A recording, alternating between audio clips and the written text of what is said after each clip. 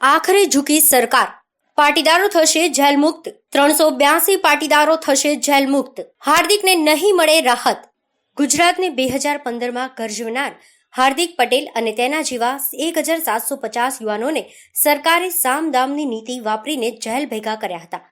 દુનિયાભરમાં પાટીદાર અનામત આંદોલન એક ચર્ચાનો વિષય બન્યો હતો અને સરકાર માટે માથાનો દુખાવો। પાટીદાર યુવાનોના આ આંદોલનને સરકારે કચડી નાખ્યું હતું। રાજ્યમાં નાના મોટા કેસો કરીને યુવાનોને જેલ ભેગા કર્યા હતા। પાટીદારો પણ પોતાના હક માટે લડવા બાયો ચઢાવી હોય તેમ બીજા તબક્કામાં આમરણાંત ઉપવાસ પર ઉતરવાનું શરૂ કર્યું છે। રેશમા પટેલ, નિમિષા, પરેશ જેવા યુવાનો ઉપવાસ પર ઉતરતા સરકારને ફરી ડર પેસી ગયો છે, જેને ડામવા અને ભૂતકાળની ભૂલો ફરી ના થાય તે માટે મુખ્યમંત્રી આનંદીબેન પટેલે પાટીદારને જેલ મુક્ત કરવા માટે આદેશ કર્યા છે। એ કેસો પાછા ખેંચવા મુખ્યમંત્રીશ્રીએ ગૃહ વિભાગને જણાવ્યું છે અને જેમ જેમ એ પ્રક્રિયા આગળ વધતી જશે એ પ્રમાણે પાછા ખેંચવા પાત્ર કેસો રાજ્ય સરકાર તરફથી પાછા ખેંચવામાં આવશે।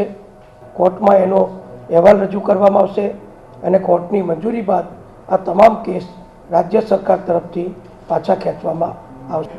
અત્યારે જે જેલમાં છે એ 14 વ્યક્તિઓ આ આંદોલન પૈકી જે કેસોમાં પકડાયા છે અને જે ગંભીર પ્રકારના ગુનાઓ હેઠળ પકડાયેલા છે અને રાજ્યની વિવિધ કોર્ટોએ જેમના જામીન નકાર્યા છે એવા 14 વ્યક્તિઓ ફક્ત અત્યારે રાજ્યની જેલોમાં છે। બાકીના કોઈ પણ આંદોલન દરમિયાન પકડાયેલા એક પણ વ્યક્તિ અત્યારે જેલમાં નથી। એક હળવા પ્રકારના કેસ જે પાછા ખેંચવાનો રાજ્ય સરકારે નિર્ણય કર્યો છે।